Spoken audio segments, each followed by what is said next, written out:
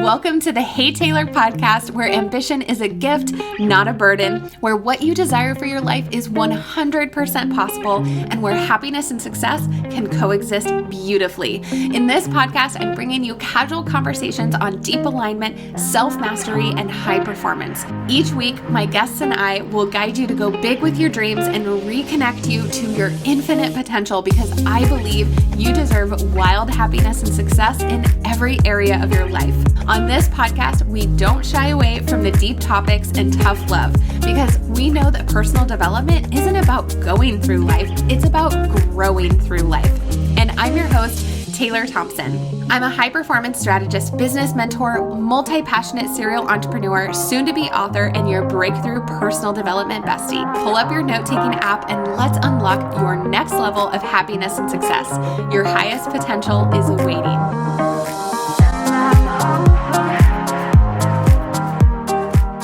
There is something going on in the high achiever space and entrepreneur space that I don't think is talked about enough.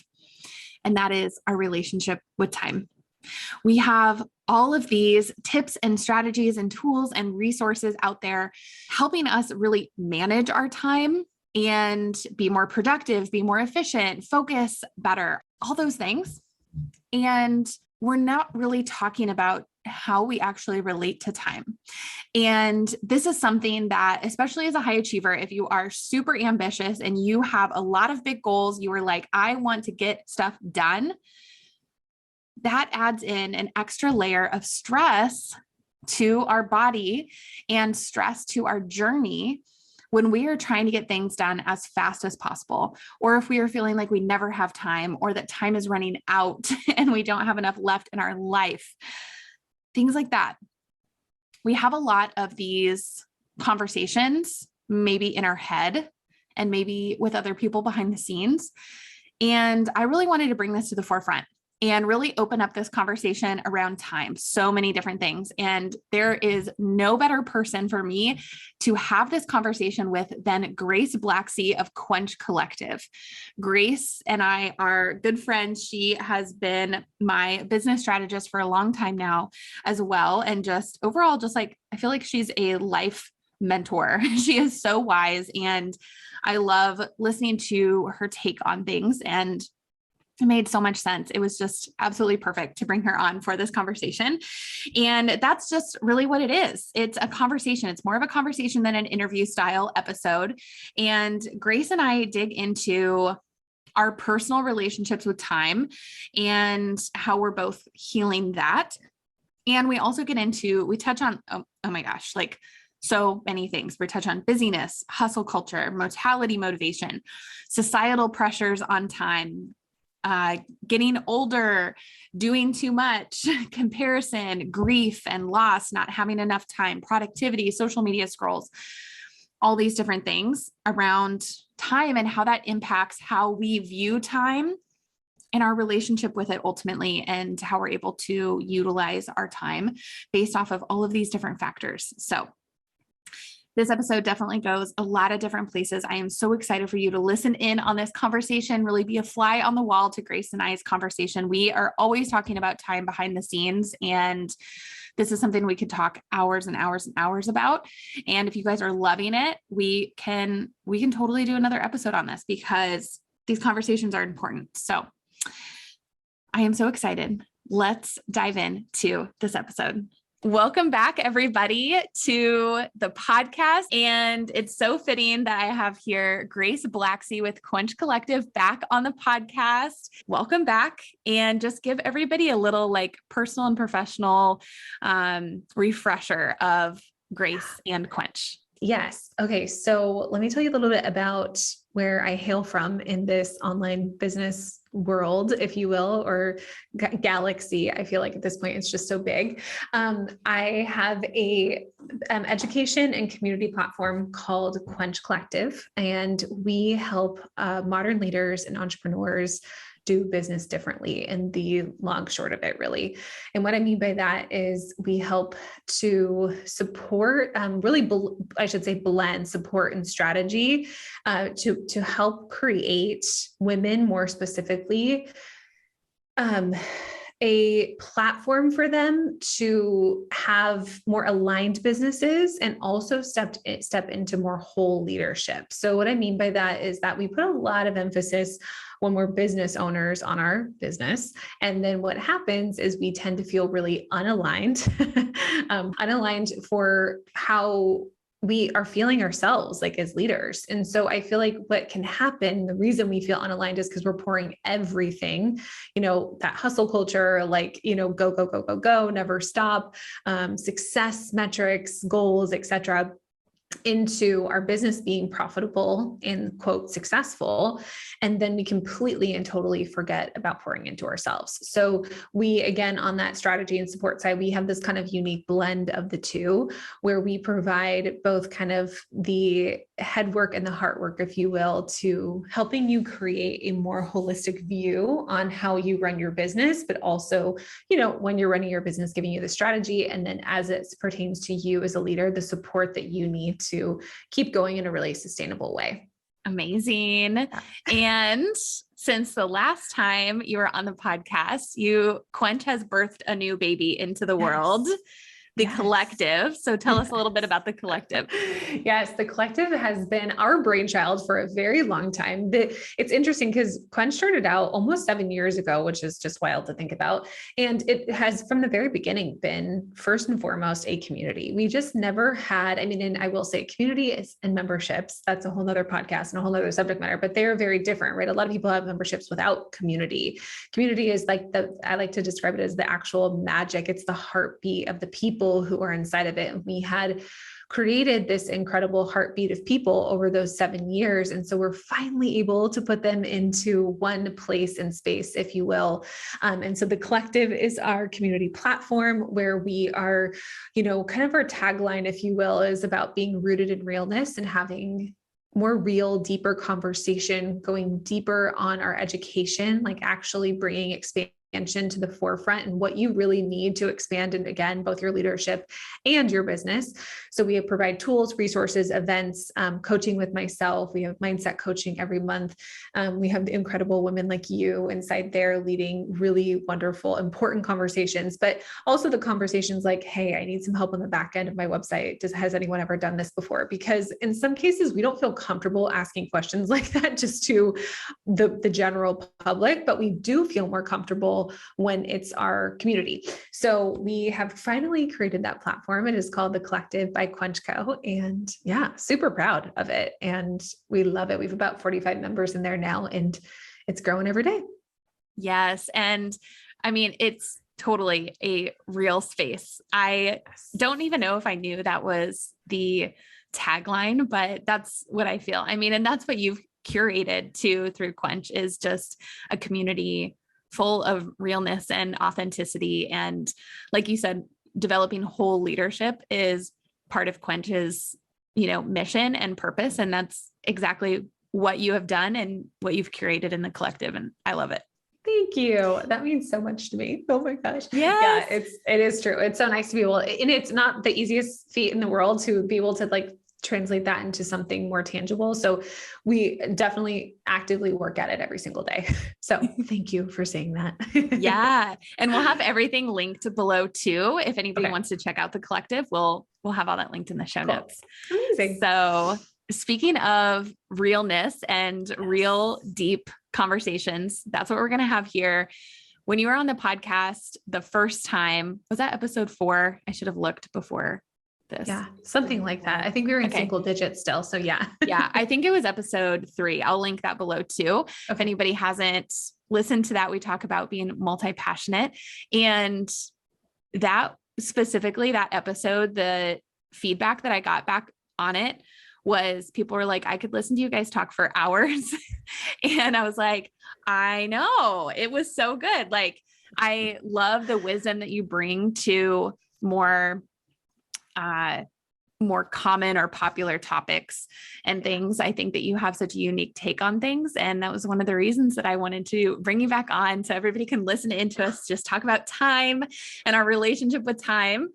So that's what we're going to do here today. Guys. Gosh. Yeah. Let's do it. Let's dive into the deep end. Yes. So first off, let's kind of start out. What what has been like your time story? And I can share mine too. Oh, What's been please. your time story and why are you so passionate about time? Oh my gosh. Well, I think that I'm trying to remember like when I had the realization that I was like, oh, it's time. This is the reason I'm feeling this way. But I look back and I feel like it's actually the culmination of a lot of my life experience, which I would imagine that, I mean, I see you nodding and then maybe whoever's listening to this also maybe nodding too, where it's like, wow, yeah, like I look at where I'm at right now, whether I'm in the car driving or on a walk, listening to that, or wherever I'm at on an airplane. And it's like, yo, time, what a concept, you know? But it actually, my relationship with time came from unraveling my addiction to busyness, which absolutely was. I am still in recovery. It is something that is so real. When I left the corporate space is when I really noticed it. So, I was also raised to, there were so many things, just how I experienced things, maybe grief and trauma that I experienced too, around how the busier I stayed, the less I could feel. Right.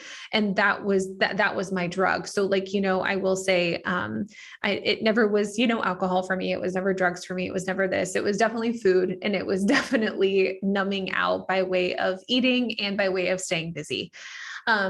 I mean, I would just go until the wheels, would fall off. There was no limit. I had no limit to the amount that I could move, shake, work. I mean, I had a job from as early as I could remember.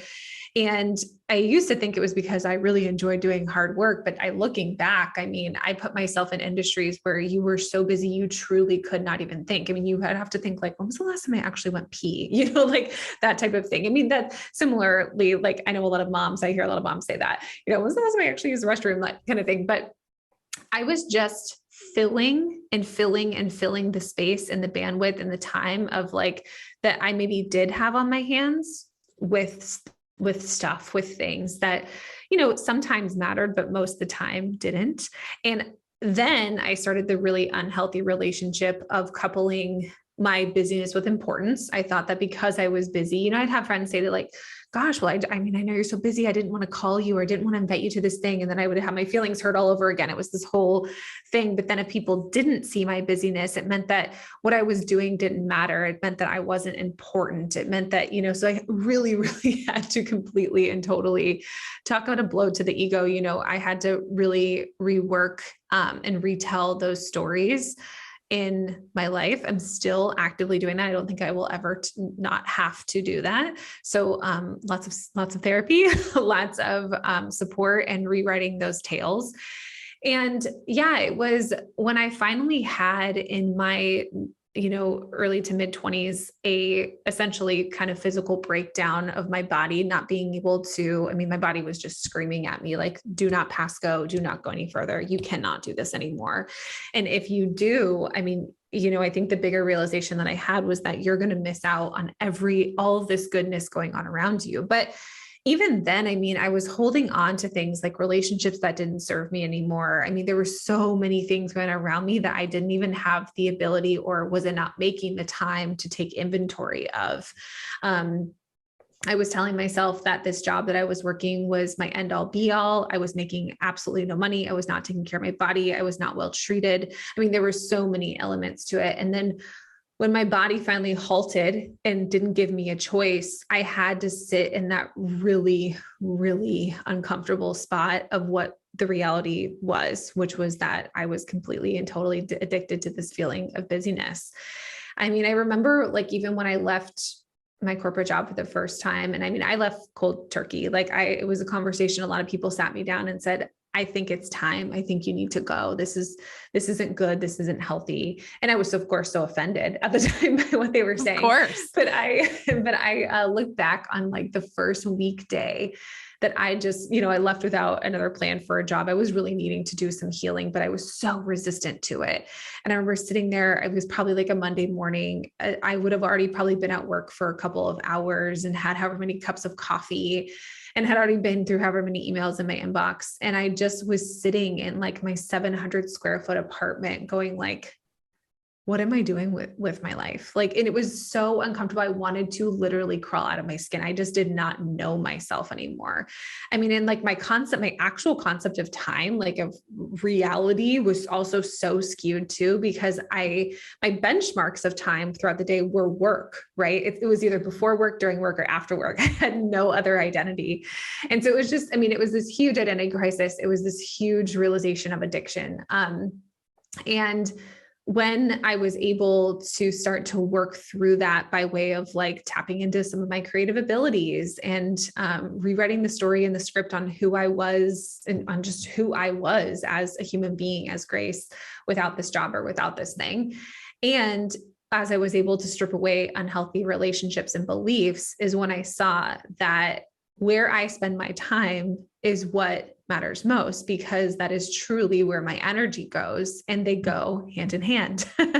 And so, in some cases, you hear stories about people like, I was in this horrible car accident, and I mean, just in that very moment, I saw my life flash before my eyes, and it was that, and it was kind of, I've, never been in a situation like that, but it was kind of that for me. And, I've experienced a lot of loss in my life. And shortly after I left my corporate job, my brother passed away. And it was like also such this incredible gift, because I think that if he would have passed away while I was still at that corporate job, I mean, I kind of don't even really want to think about what would have happened. I know that I definitely wouldn't have been able to take 3 months to move in with my mom and take care of her and really wrap up all of the really unfortunate but necessary things that come with death. And, the idea of also like, when you create space and time in your life, what it also creates is availability.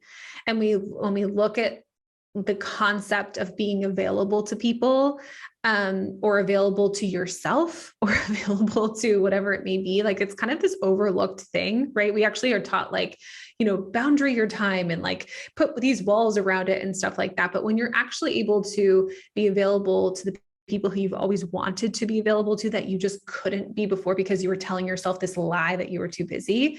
I mean, it was life-changing for me that I was able to say, yeah, I actually can come over right now and just sit with you because you're sad.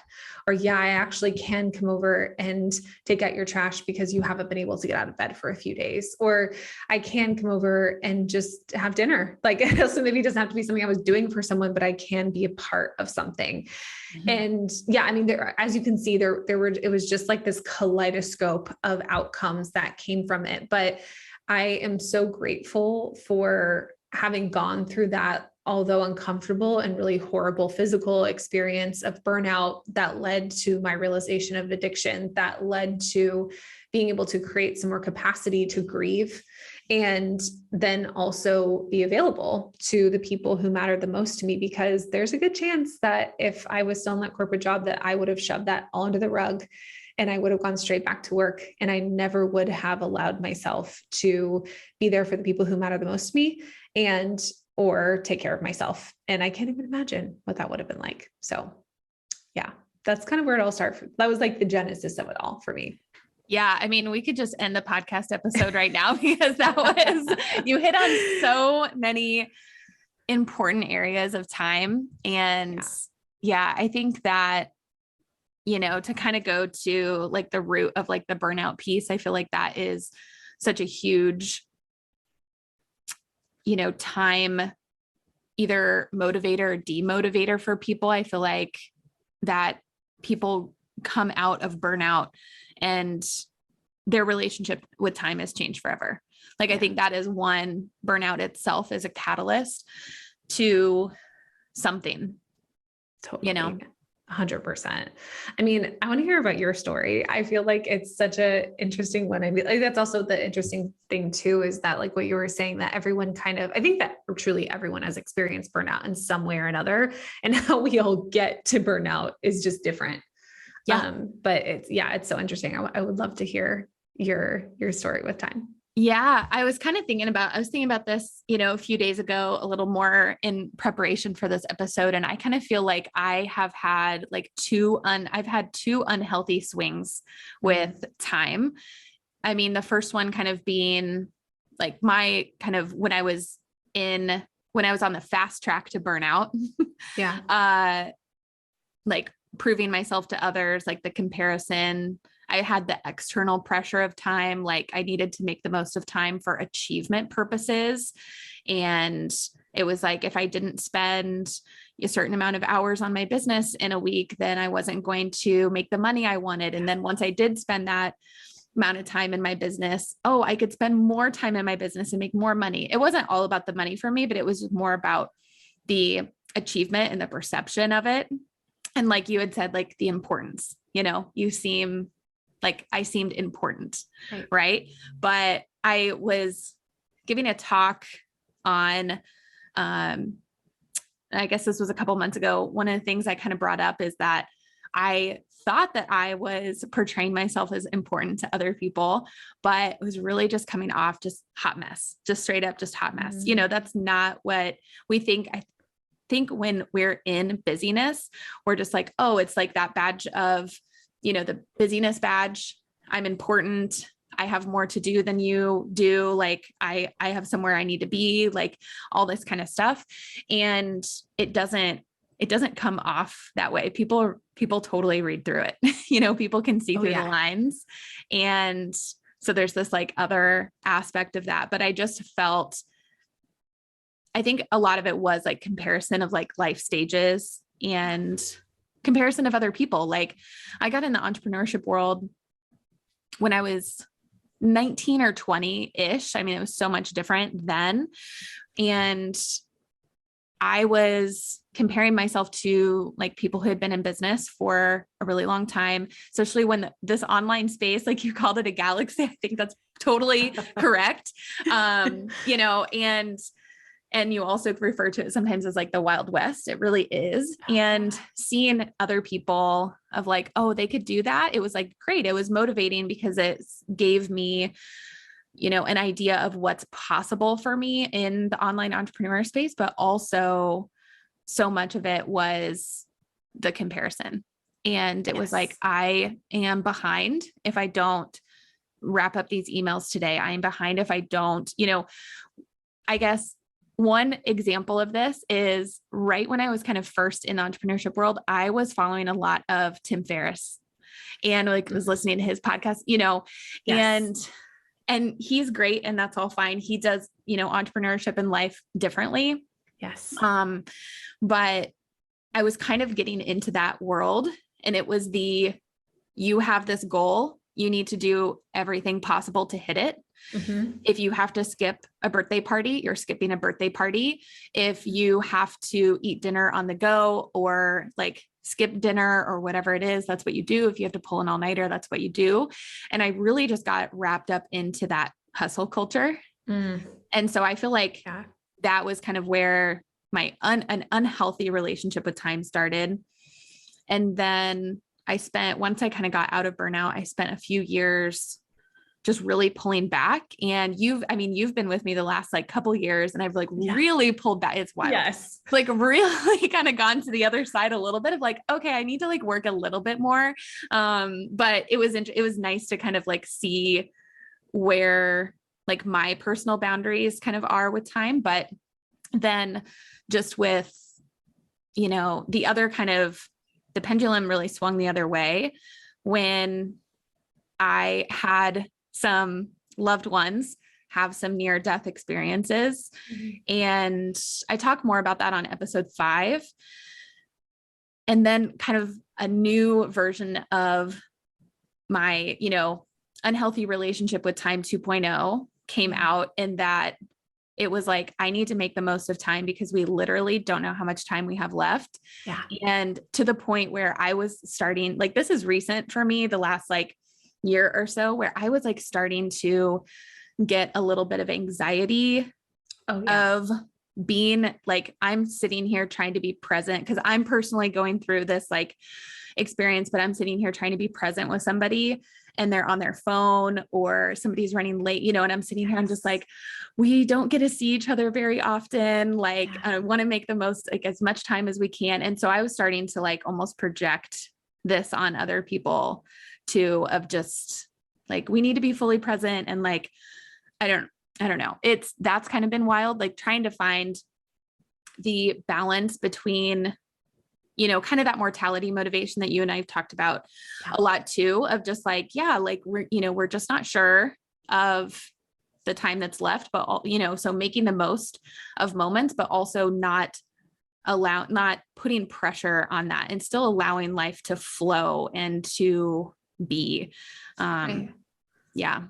Yeah. I mean, 100%. The anxiety, I mean, let's just talk about both sides of it. Like, I feel like the anxiety that can come from, I mean, that was probably the most debilitating factor of like, when I left, I had debilitating anxiety. Like, I mean, we're talking like panic attacks on the weekly around, like when I left my corporate job, because there was nothing for me to control, because I was like, all of a sudden the thing that was the blanket of comfort for me, AKA busyness, was completely ripped off. And it was like going through withdrawals, if you will. Like, I mean, it was so unhealthy, but it was also, I had dealt with anxiety in the past, more around grief, and like, gosh, it was, in looking back, actually, they can totally be linked. I mean, like the anxiety of grief was that, when I was younger, my dad passed away, and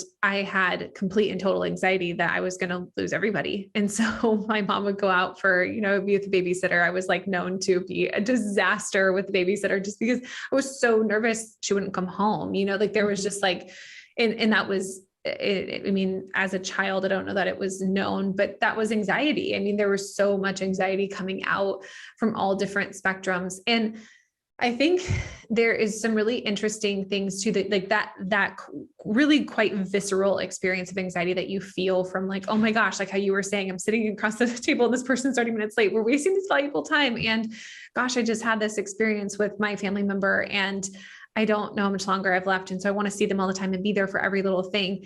And on the flip side of that, the societal anxiety that we have from like FOMO, from the fear of missing out, that we're not at the thing and not doing the thing, but instead somewhere else taking care of ourselves, or like we're somewhere probably where we know that we need to be. But because society says that we need to be here, then we're, it's so wild. So, I mean, I think there is that like external, like Taylor, you and I have talked a lot about something that I see all the time. This is a perfect example, and you would never know that it is the societal pressure, but doing things before certain age markers. Right. So like the Forbes 30 under 30 list, or I want to do this before. I mean, and it's so great to have goals and to set goals for yourself and say, I want to do this, or I want to do that. But like, that is actually what that's actually doing is creating anxiety for us around time. Mm-hmm. And it's helping, and then it's really helping along a very unhealthy relationship with worth around, I am nothing if I don't make this list or do this thing or climb this mountain or write this book, or like whatever the thing may be, enter thing here. When the mountain being climbed, the book being written, being made on the list is just as important when you're 90. There is no difference. And so, but we put such this like, wow, gosh, it's like, the kind of quintessential, you see this all the time, both in real life and like maybe Hollywood eyes, but the conversation of like, or like the juxtaposition, I should say, of the parent who is going on and on gushing about, how proud they are of their child, that, oh my gosh, they graduated college at this date, and then they went on to med school and they graduated here and they got a job immediately. Like those are all measurements of time. But the fact, I mean, even going back to our initial conversation around being multi-passionate, someone who's multi-passionate, there's a really good chance that they're going to try and keep trying things. And like the messaging that they're getting from a traditional societal standpoint is that, why do you never finish anything? Or why are you bouncing around from job to job? That is their way of figuring out where they want to be. So why are we judging that at all? And then like, also why on the other side is someone being celebrated that something happened so quickly? Like, absolutely celebrate your accomplishments, but like, why does the other side have to be wrong and that side has to be right, or that side has to be good and the other side has to be bad?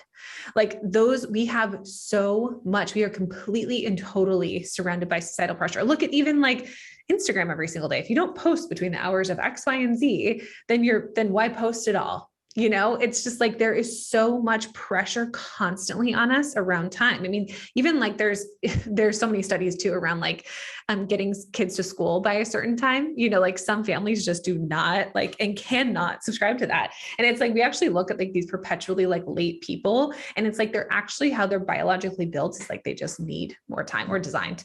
They just actually need a little bit more time. And so there shouldn't be anything wrong with that. And maybe it's like, there's been some studies around some schools that have had like fluctuating start times, and how helpful that is to these families, because it's not teaching the kid that, you know, being quote late is wrong. And who knows what circumstances, by the way, are like looped into that. I mean, we're constantly surrounded by us. We're constantly being pulled in a million different directions. And I think the pressure and the anxiety around it comes from that good versus bad mentality. And I think that's what we have to completely rewrite for ourselves. That's hard to do when we are still, I mean, you walk out your front door, turn on your computer, open up your phone, and you have the reminder of it right there. It's like the most difficult thing in the world. Yeah, it is. Yeah, it 100% is. And I kind of had a thought around, you know, hitting like a certain goal by a certain age. Yeah. You know, and that was something that, of course, like, I mean, you and I have also had these discussions. Like, I just recently turned 30, of course, you know, the like 20, 30, 40, 50, like all of these like decade markers, you know, there's all this kind of comes up that's like, oh, if I, you know, I just wanted it by this time or whatever. And, you know, it's not for lack of capability or accomplishment necessarily, because if you're wanting to achieve a certain goal, you're still going to do it. It's just when you're trying to do it by a certain age, that's really just more about speed and less about capability. And it's like, I don't really think if people get down to it, like speed is not very important to most people, you know, when we really get to it, but we think like I think that's another societal pressure. That's just like, you got to be fast and going and on it. And don't, you know, why would you take your time doing something and things like that? And we really just don't. We don't need to, like, we're all on our own time, which is a whole, like, well, I mean, so hard to get to that place. Yeah. It's so hard. It's very much the American way. I mean, but look at like, even going back to like nature. I mean, it's so funny. It's like, you really cannot rush these things. Like we cannot rush. There's like external factors that are now rushing things, but like I mean, the seasons come, like I can't rush the fact that like my avocado tree in the backyard is not, I just have to be patient with that. And like, I think that's where acceptance comes in hand with time. But again, it's like, yeah, you do go out into this world and like, the more, and to your point too, Taylor, around like, speed, the thing is, it's that speed is not sustainable, right? Like a car cannot even go 200 miles all the time. Like I don't know what parts of the car, because I don't know enough about a car, but like, I'm assuming the engine's going to blow up at some point, or it's probably some little mechanism. And I would love if someone could correct us on that, but whatever that is inside the car is going to give out. It really is about endurance. And I think like with age, I mean, I'm 34 now, but it's like something that my husband and I talk often about is that he has had some back issues this year, for example. And it's so funny. The first thing that we blame it on is age, right? We go like, oh, well, you know, age. And like, we're really talking underneath that is time, right? But what's interesting is that he actually has so much opportunity where he might not be able to run at the speed where he used to, but his endurance can go so much further when he has the patience and acceptance with himself to train that way. You know what I mean? And also to actually shift the mindset around why is speed so important, right? Like, I mean, there's a reason why when we look at, you know, like when we look at races, like with actual race cars, they're not, these are very quick races. Like, you know, they're not sustainable. Yeah. And so I think also the people who have been through this, and maybe even everyone who's listening, like you have probably found that the hustle culture doesn't work because it's the same reason diets don't work. They're not sustainable, right? I mean, like we cannot keep going at that rate. So it's like, when I think you have that, create that awareness and you have that realization, it's like, okay, so what's next now? Like, what does work for me, and how can I create that uniquely for myself? And realizing, like, something like you and I talk about so much around the theory of time, is that there is not a one size fits all approach to this. Like, there just flat out isn't. And so we have to come at it with, like you and I were just talking about time blocking the other day. We have to come at it with, like, time blocking is at 110% not for everybody. Mm-hmm. I mean, there is no if, ands, or buts about it, So there are sure all these different ways, there's different methods, there's different strategies, but it's so funny when someone says to you or I, someone who, like, has this kind of affinity for time and, like, depth of teaching in time, they'll say, well, I'm looking for a strategy to help me get better at managing my time. There's a good chance that before we ever do that, like, you're just doing too much, right? Like, you actually have an unrealistic view of what you can get done in the day. But then if you back that up even further, what you're telling yourself is that if you don't get all those things that are actually unrealistic, if you don't get those things done, that you're a failure. So you're actually setting yourself up to fail from the very, very, very beginning. And I don't, like, use that word lightly because I don't really believe in failure, but, like, it's so interesting how, like, and it's just so clearly a mirror of, we're doing what we think we should be doing, what we're supposed to be doing. Like, then it's just the concept of, like, shoulding all over yourself, where it's just like, well, I should do this because like, I look at that parent and they're able to do that, or I look at that coworker and they're able to do that. You are not them. You will never be them. And that's a really, really, really great thing. Like, you might think the world of that person, but you know what? You're really amazing too. Yeah. And, we just have no idea too. We have no idea what people are doing every day either. Yeah. We have no idea what people are sacrificing, if they're at a different speed than you are, if you're maybe on, a similar track, they're at a different speed, they're going a little faster. We have no idea what maybe they're giving up or what additional help they might have, or, there's so much to that as well. And circumstance is everything. It really is, because we do not all have the same circumstances, and we do not come from the same backgrounds, and we do not all have the same privilege. I mean, there's so many pieces to that. And so for us to say that here's this even playing field and this is what should be, is just not right. And so I don't know, I guess that we could sit there and kind of wallow in that, or I guess I get really excited about what's possible when you decide to put your time, your own unique time, the time that you're given, in your own hands, and then play with that. Like, versus this, again, elusive and or society. I can always tell when I get off kilter, and I'm like, I'll sit for a second and be like, oh, it's because I'm, like, bringing everyone else's time into this. Like, I only have my time. Yeah, that's it. It's just mine. So, it's such an interesting thing. I mean, the awareness piece, of course, per usual, is first step, but it's everything. Yeah. And to even go, a little micro with, to go back to what you're saying about, setting ourselves up to get a lot done in the day or whatever that is. Yeah. One of the things that I see when I do, like, a time audit with some of my people is when we actually dig into their to-do list, they are literally setting themselves up for failure, because we get into it and we're like, you have 26 hours of to-dos in one day. Yeah. And that even happened to me too. When I really, like, went through a full audit of my time of, like, here are my tasks in a week here, like, when I actually started getting organized with, back then it was Asana, and I was putting in, like, the estimated time for each task. And then you can, sort and filter, and you can see how many hours, now I do that in ClickUp, but cool. I could see how many hours I had, and it would be like 110 hours of tasks in 1 week. I'm like, I'm putting this in, I'm like, I'm going to do the, all these things on Thursday and all these things on Friday. And then when you look at it, it's just like, we are just truly doing too much, or we're just like, maybe you're not doing too much, but you're trying to do it just all at one time.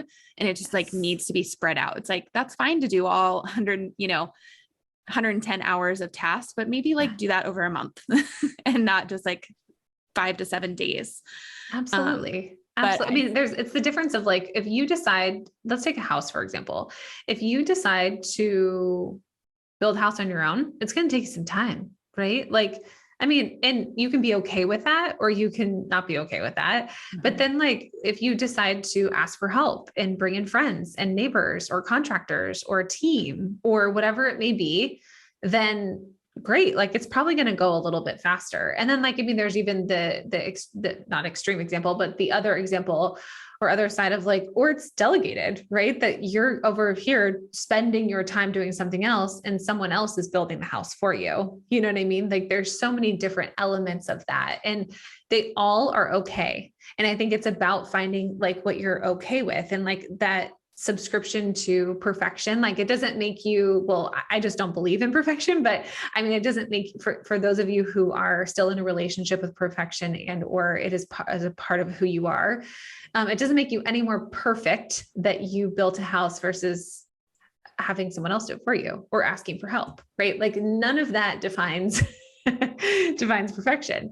So, yeah, it's just so interesting, the pressure that we put on ourselves. And I think that's just, it is that the theory of time, maybe even very similarly to like when you talk about money and like money mindset and stuff, it's emotional, it's overwhelming. Like we really are talking about deposits and withdrawals of your most valuable asset, like far more than money. Right. Yeah. And it is. And so when we talk about it, it's hard. It's not easy. Like this is not an easy thing to do with yourself. And so I always recommend doing it with someone else. Someone like Taylor is like the most amazing at it. But I feel like, yeah, it's just about, I mean, time I think is really a relationship with self and like what you are, the allowances that you're going to give yourself, the grace that you're going to give yourself. I mean, there are so many days, every single day I have stuff left on my to-do list, but I think it's a matter of like, if we go to sleep saying, only focusing and running through our mind of the things I didn't get done versus the things I did get done, And I think that, I mean, we're all normal people. I think the thing that you're ultimately kind of quote beating yourself up about is like, well, why did I spend so much time scrolling on TikTok then? Like you get frustrated about that, right? Like, yeah. Sure, we've all been there. Like, yep. Okay. Again, you can also spend your time being frustrated on that, or like set a plan for the future of what does that actually look like? How am I actually getting those things done? And like, I had a good time on TikTok. I'm probably not going to open it tomorrow or like whatever it may be. And so, putting again, time to making those things that didn't get done happen. Yeah. And I see also like with, touching on the TikTok or scrolling social media thing. Yeah. I see also so many people in this space. It's like, kind of like that hustle culture is like, stop spending time on social media. And I say that to an extent, but it's only if you want to, cause I have come across some people that are like, I genuinely don't like social media. It's like, great. You don't have to be on it. But then I have some people, it's like, I get so much joy out of like scrolling these accounts and going down rabbit holes for this. And it's like, perfect. It's like, do that then. Like, yeah, do that and like schedule it. And that's, that if that is like bringing you joy and that's a good way for you to spend your time, like do it. By all means. So yeah, I'm a big proponent of that because I have so many people. It's like, I know I shouldn't be scrolling social media, or I know, I spent an hour yesterday, scrolling, Pinterest or whatever. And it's like, did you have fun doing it? Or did you like doing it? They're like, yeah, it was great. I got so many ideas for this or whatever. I'm like, awesome. Then great. Good. Time well spent. Time well spent. Yeah. I feel like, that should word. You're like, if that comes up for you, then it's probably of like, how can you remove it? Yeah. Yeah. And even from just like a logistical standpoint, plan for it too. That's what I've even had some of my clients been doing. It's like, if you love like I have a friend, she's probably listening to, like, her and her husband love spending like an hour before they go to bed scrolling the TikToks and just laughing and talking and whatever. And I was like, great, like plan for that from like 8 to 9 or whatever every night. That's what you guys do, and you can always choose not to do it in the moment too, but just plan for it. And, or if that you're probably going to want to zone out from your work day at like 1 o'clock from 1 to 2 every day and go down the Instagram rabbit hole, put that in your calendar. Because I think those are some things too, that when it comes to like expectations on our to-do list, it's like, okay, we have the amount of things that we want to get done in a day, but if we're not planning for some of those other things that we might do, instead of being like, oh, I shouldn't, like you said, I shouldn't have, gone down the scroll, the endless scroll on Instagram. It's like, okay, well, how about you just put that in your calendar next time? And then it's an expectation that you can, again, when you get to it at like 1:00, you can either do it or you can't, you can say, actually, I'm not feeling it, or yeah, I want to do the Instagram rabbit hole. And then you just have like 1 hour less of tasks to do that day, that you can spread those out more. But I think, when it comes to expectation, we sometimes don't plan for some of these other things that fall into our day. So then we just feel like we shouldn't be doing them because it messed up our productivity or whatever. Yeah. Sometimes I feel that like productivity is actually it's not really real, right? Like, it's kind of just like productivity is very personal. I think it's like how we all define success. It's also very different. Productivity is just like, I almost wish we would kind of just banish the word, like in the sense of just, it's not helpful, I think, to me, because it's like either we're being productive or we're not. Again, it's like that good, bad. And it's like so much of our time falls in the gray area. So I don't know, that's an interesting, I would like examine for everyone listening, like, what does productivity mean to you? Like, if it means good, it means that like, I'm kind of essentially more or less wearing this medal around my neck, then like, maybe evaluating that relationship, too. I think that that's important. Yeah. I've been hesitant sometimes to use that word because like when I was doing some research for a time, something that I was doing, I was like, I'm curious the actual like definition of productivity. It's like to produce a result. Yes. Like, so like cooking dinner is productive because you're producing a result. And, it's just like, is it the result that you want, or is it working towards a result that you don't want? So it's like, technically, everything we do is productive. 100%. Is it getting us, is it a result that we care about, or is it not? Well, and I actually, to take that even a step, like, or I should say, to add to what you said, not even take it further. Productivity is a feeling for me, right? Like when you leave the coffee shop and you're like, oh my gosh, and that feeling like that, there's nothing like that. I love that feeling too. But like, I think let's call it what it is. Like, I feel proud of myself. Mm-hmm. I feel lighter. I feel accomplished. I feel like I moved the needle.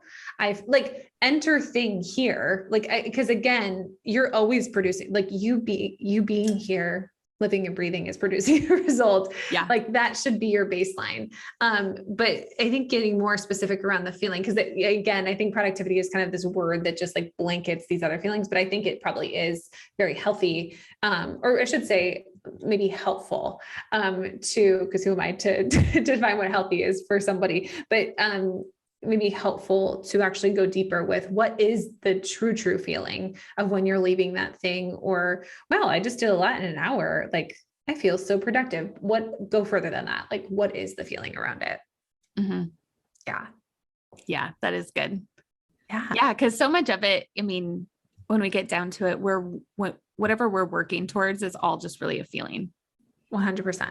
That's really just what we're working towards. Yeah. And if you're working towards feeling, to your point of the definition, like if you truly are working towards feeling productive 100% of the time, again, not a sustainable thing. Yeah. Yeah. And so it's like, that means you're constantly working towards being in the result of something all the time. Mm-hmm. You might leave something feeling like, oh, that did not feel productive. But what did it feel? I felt distracted. I felt this again. Like, I think it also will help us to process emotion of what it actually is and tap deeper into our bodies, our minds, like, again, the feeling of what it is, so that we can actually give valuable feedback to ourselves. I think that's important. That's really important. Yeah, for sure. Okay, if you know me, you know how obsessed I am with clean, non-toxic products. I've spent over 10 years trying different products and brands. None of them have lived up to Primally Pure. Their products are 100% natural and toxin-free and help support radiant skin, a healthy body, and a happy self.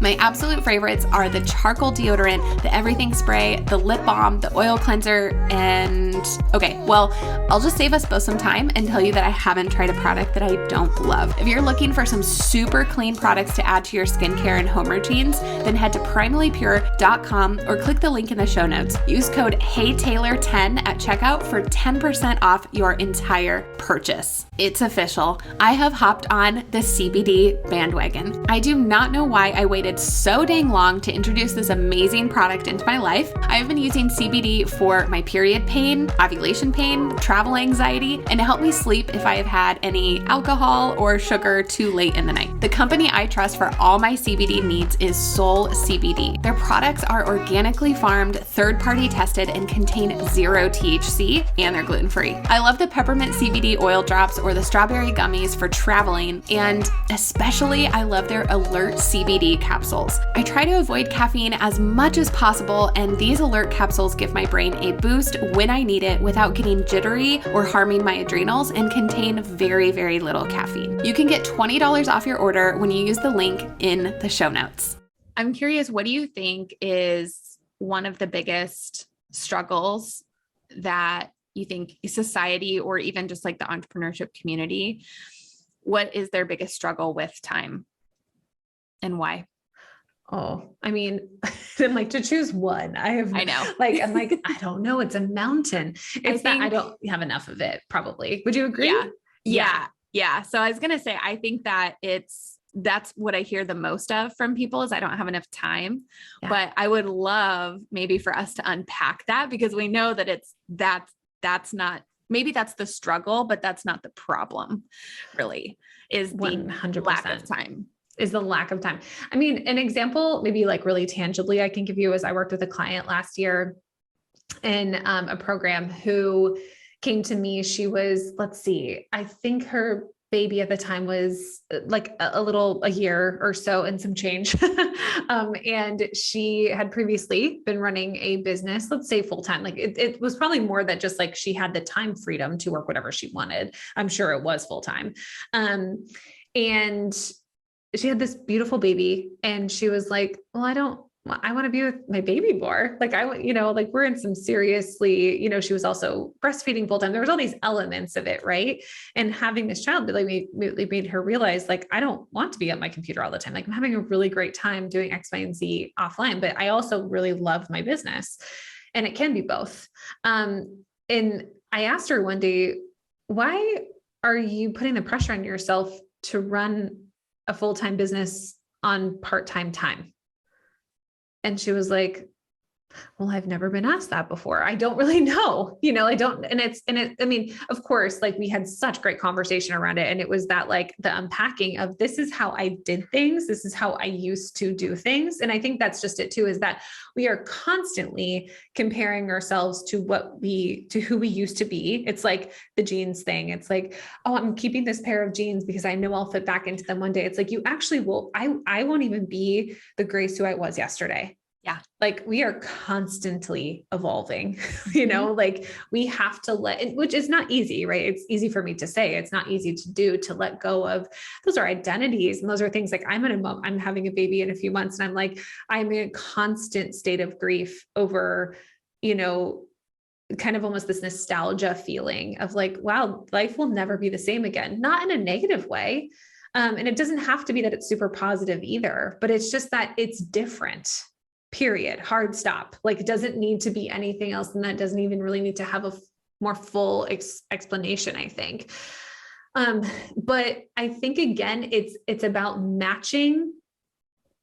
Like if we are constantly living in the past of this is how I used to run my business, or this is how I see someone else running their business is what I see a lot with the comparison.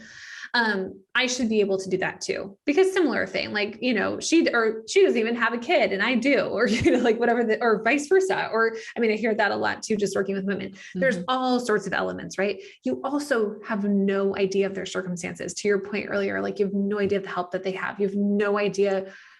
We have no idea. Let's assume nothing, right? So the comparison thing has to go, because it truly does us absolutely no service at all. And then I think that it's about getting extremely realistic with what we do have. We focus so much when it comes to time, we focus so much on what we don't have. If we focus more on the time that we do have, like Taylor, you've done this exercise with me before, where it's like, when we actually take a look at your business and then you put in the time of like, realistically, when you sleep, like my alarm goes off at 6 a.m. every morning. I lay in bed until 7 a.m. Sometimes I'm sleeping the whole time. Sometimes I'm awake. Sometimes my husband and I are talking. I mean, like there's all sorts of things, right? The intention is to get up at 6 a.m. But when I actually get very real with myself, like my feet hit the floor more around 7 a.m. Right. Mm-hmm. So let's say 7 a.m. is when my feet hit the floor, but like, when am I actually starting work? Not based on when I think I should, but when I want to. Again, freedom of entrepreneurship. Like if you're not living in that, then I want to talk to you about that, and then realistically, like, for example, something that you were talking about before, which I loved, was like the afternoon scroll on Instagram. So something that I realized is I start to lose focus right around in this season of my life. So I'm 7 months pregnant, like got a lot of extra hormones going on in my body, need a lot more food. There's a lot of things going on, right? Just where I'm at right now. Right around 2:00, I start to lose focus. And what I was realizing is I was going into a scroll situation where I would lose focus, get on my phone, and then immediately feel guilt and shame for that. And go, what am I doing? I have like some solid hours left in my day. However, what I realized is that is an indicator that my body and my brain need a break. So what I've started to do is getting up. It's not like avoiding the scrolling. Allow myself to scroll by all means, but also like get up and move. And so when I get up and move my body, like AKA just quick walk around the block with my dog, which of course he loves, time for us to hang out. Sometimes my husband joins us, like that sort of thing. And when we come back from that walk around the block, what I also realized is time and time again, I was like, I'm really hungry. So eat, like, and eat without the shame and blame of like, oh, I should be at my desk working. Right. And then by the time I got done eating, I was like, oh, wait, it's like 4 or 5 o'clock. I realized the realistic end to my day is 2:00. Like, right. Yeah. Because in being okay with that. Mm-hmm. And then when you actually realize, okay, between, let's say like 9 a.m. and 2:00, those are the hours I have to play with. How can I be happy with the hours that I'm given and that I'm giving myself? Because I guarantee you, when this baby comes out, it's going to be a whole different story and a whole different season again. Yeah. So why can I play with the time again that I do have versus focusing? And now, do I hop back on my computer sometimes if I feel inspired to at the end of the day? Absolutely. But I think that's just, it is being really realistic and also picking up on the patterns. When I can see that, like, okay, my body's telling me that, like, we done, like we're through with this, like listen to it and then see the feedback it gives you and then work off of that. I mean, talk about optimization. I feel like that is one of the best ways to optimize yourself and your time, is realizing your own patterns in the season that you're in. Because I mean, also we're like, recording this in a time where it's daylight savings time, but we have some more daylight hours even. I mean, when that's not the case, I'm usually like, oh, I'm done with my day way earlier. I'm in bed way earlier. I mean, there's so many different things, but knowing that there will be the ebb and flow and getting comfortable with riding that wave, I think it's just going to make you a better surfer, right? Like the more that you do it. Yes. Yeah, it really is. And we were even talking like prior to hitting record, I'm like in a season of healing with my body. And so I'm redefining like what my work hours are. Cause even Grace, I told you like probably a month or two ago, when I kind of started this like new season of life, it was just like, I've got less work hours to work with for me. Yeah. And like coming from, in like my burnout heyday, like pre-burnout heyday, was like, I could get 12 hours that like I was so quote unquote productive, or whatever my endurance for work, it was like not sustainable, could work 12 hours a day. And so moving to like, okay, I've got 15 to 20 hours a week. I got to like make it work, and in like a good way but it's such a change because all of like those old thought patterns come up of like, that's not productive, or you could work, like if you push it, you could work more in the day. And it's just like, but when I push it, I know that I head back to burnout. It's like, don't want to push it. But it's like, it's such a season of life thing. And like you said, riding the wave. And that's one of the things that kind of helps me get through this mentally is like, okay, I'm spending, this season of life is focused on healing. Like for you, it's like you're growing a human, like you're growing a tiny human, and like our bodies are doing something. And so we know that like, there's going to be a point where we're feeling like back to, or not even back to, it's kind of like a new evolved version of ourselves, but we're feeling, where maybe there's more hours open for things to shift, whether that's more hours for work or more hours for life or whatever. And so that's what helps me, at least, because I do love to work. And I would choose, like, if I've got white space, like that's usually how I'm going to choose my time. And so that helps me kind of get through some of these seasons of life too, is just knowing that, okay, the wave is going to change. The tides will turn, and there will be a season where I can hit the ground running and go, a little bit faster than I'm going right now. And then again, there will be a time where I pull back and go a little slower, and it's all good. And being okay with that.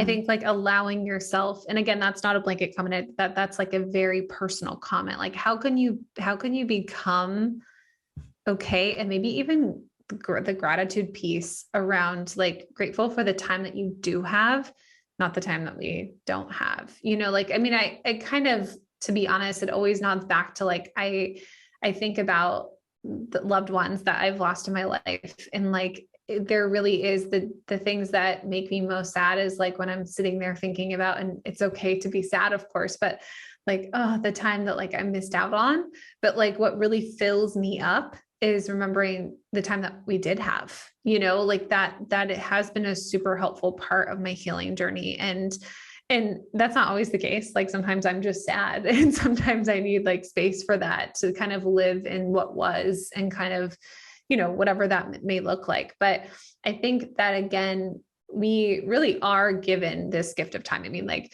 what they say, and like, on that sign at TJ Maxx is real, right? It is like, time is such a gift. And how can we, in like the time that you uniquely are given was meant for you. And so how can you be proud of it? How can you be grateful for it? How can you use it to your advantage? And also, how do you want to use it? When was the last time you asked yourself, how do you want to actually use your time?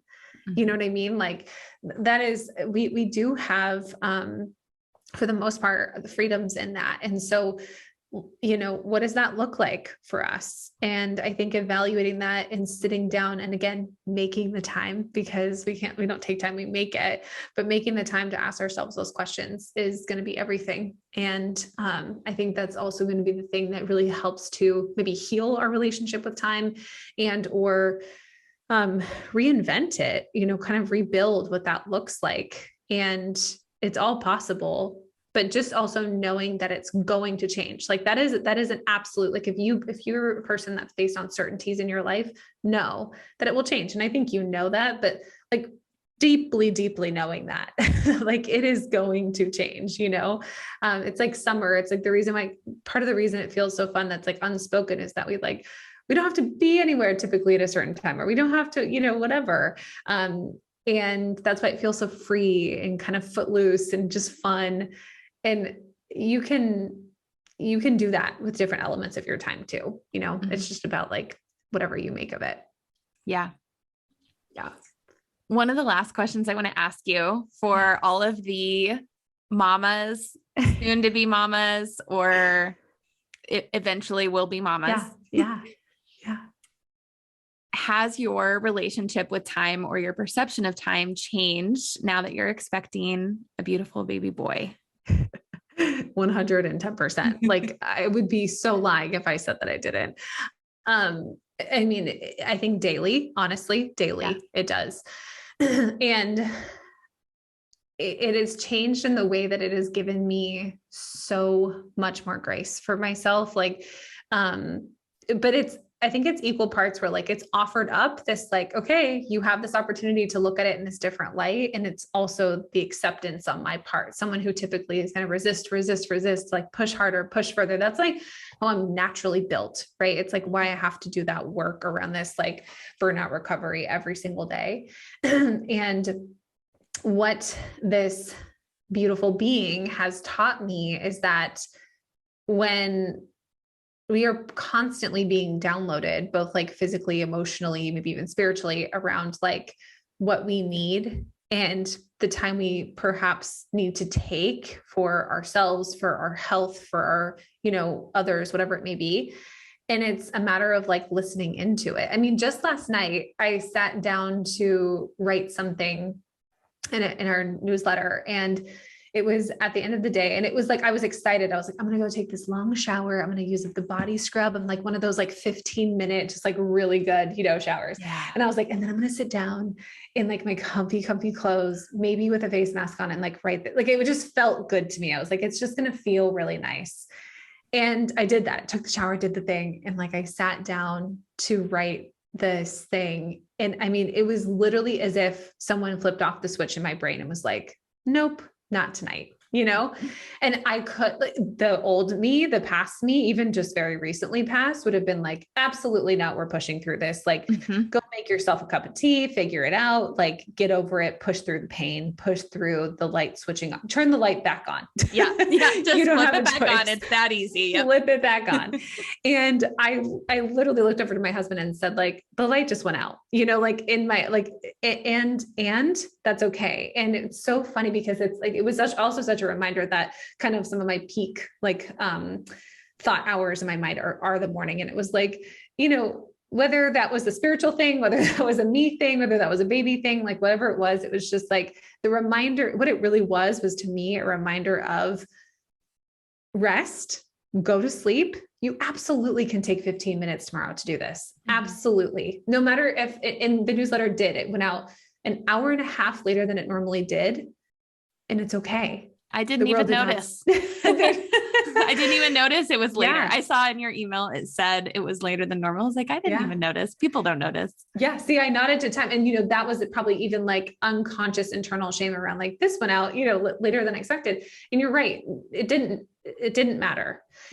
But what did matter is that I cared for myself, and that this, baby was a reminder of that. And so it's completely shifted everything. And I know I will have a completely new shift when this baby is earthside and, quite physically have my hands full. So, it is also, I think, massively hopefully. I can't speak to being on the other side of this, but it's, my hope is that it's preparing me for that, and to just like, loading up on the grace, like of just how much more can I give myself, instead of just like how much. I think we live the majority of our lives is like, how much can we take?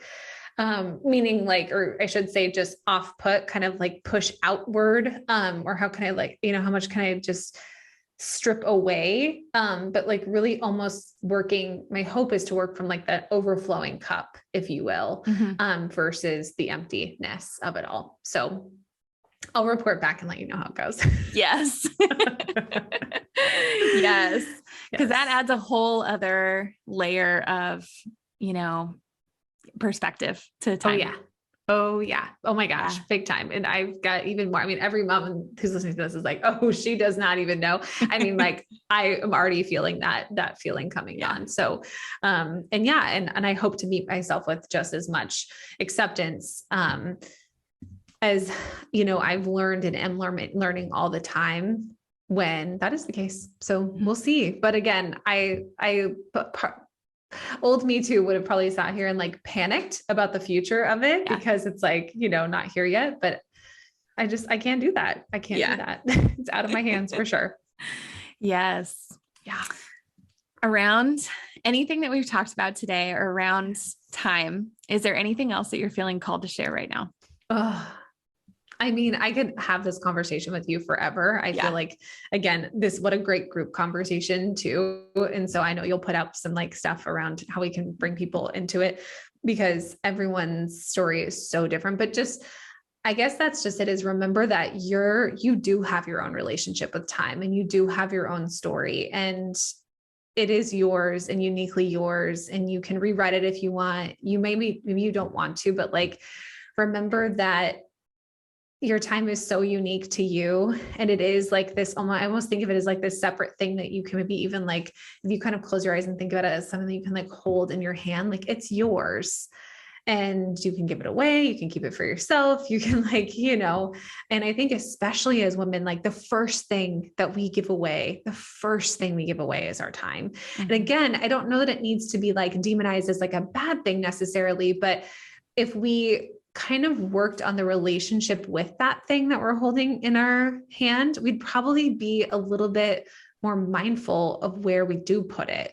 And if you can create just even like a tiny bit more mindfulness around it, or a tiny bit more intention around it, imagine what's possible. And also imagine the just kind of like the bigger ripple effect that has to be up. And I often forget that, like, as women, we have so much power. And like, when we make more money, we close a huge gender gap when we like individually, because we're actually like, so many of us are doing it individually. We're actually doing it together. And so just, it's the same thing with time. The example that you're setting for people around you, for friends, for family, and it may be something that you're kind of ridiculed for. I mean, like, right? Like, oh, you didn't come to this thing, or you didn't whatever. And I mean, that's a whole nother podcast around like, and actually you do have an amazing podcast around boundaries. I've listened to it before, but, I mean, boundaries and time go hand in hand. And so maybe that's a good podcast to go to next. But I think that, it's yours. Don't forget that you are really, the owner of it. And how can you look at it a little bit more objectively, make the time to do so, to see where you can reinstate your time where you truly want it to be? Yeah. That's what I'd probably say. Putting the power back in everybody's hands. Yeah. Oh my gosh, Taylor, perfect way to end this podcast. Yes. Amazing. All right. So new question of the podcast. Actually, I've had it on a few episodes already, that people have probably listened to, but what is one habit or routine that keeps you feeling deeply aligned and limitless? Oh my gosh, that's such a good question. And I have not thought about this. Helps me feel aligned and limitless. I mean, like I'll just say what I'm thinking. Like the first thing that came to my mind is freedom. Mm-hmm. And like right now, like talk about time at this stage in my life, it is the freedom to be able to hop in the car when I can and drive down the street. And yes, I could make a matcha at home, but I have a favorite place in town that I love to get it from.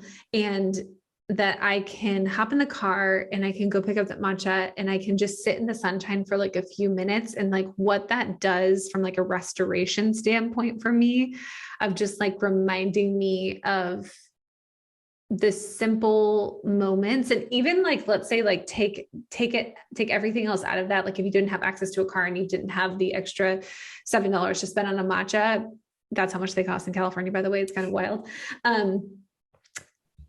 Just the fact that you can walk outside and like kind of almost be in nature. For me, I'm like solar powered, and being here in Southern California, I do have a little bit more access to sunshine than most people, that it changes truly everything for me. And I think it's like those very little rituals. I mean, because of course I love, like, travel is huge for me. Like, all these other things I really, really love, but it is in the simplicity of those really small moments and those kind of like, I don't know, it's like kind of the feeling of like when the light comes through the window at the perfect moment. It's just like that feeling it gives you, like the warm and fuzzy feeling, like that actually makes me feel like I am meant to be here right now and see this, and anything is possible. And to me, that's what aligned and limitless means. So yeah. all these little moments. But yeah, you usually find me in the sunshine. Yes. Solar powered. Awesome. Sure. Cool. So we are going to have links everywhere that everybody can find you. Is there anywhere special that people should go and connect with you? I know Instagram is big. Yes. Instagram's always big. I always like to say that's the starting point. And it's like, that's me over there. I've run that account. I can't wait to chat with you. Shoot me a DM if you listen to this. It doesn't have to be anything profound. If you're a friend of Taylor's, you're a friend of mine. And I am excited to welcome you into the Quench community. So yeah, I would say Instagram, we're at quench.collective on Instagram. Perfect. Yeah. Thank you so much for coming and sharing all of your wisdom. This was so good. We touched on, I don't know, maybe like 100 different aspects of time, which is really, really great. I love it. So thank you for having me back, my friend. I adore you. Thank you for joining us this week. Before you go, make sure you subscribe to the podcast so you can receive new episodes right when they're released. And if you're enjoying this podcast, I'd love for you to leave us a review in Apple Podcasts. Reviews are one of the major ways that Apple ranks their podcasts. So even though it only takes a few seconds, it really does make a huge difference. Lastly, you can head to my Instagram post today, comment your biggest takeaway from this episode so we can keep the conversation going. Thank you so much for listening, and I will see you next time.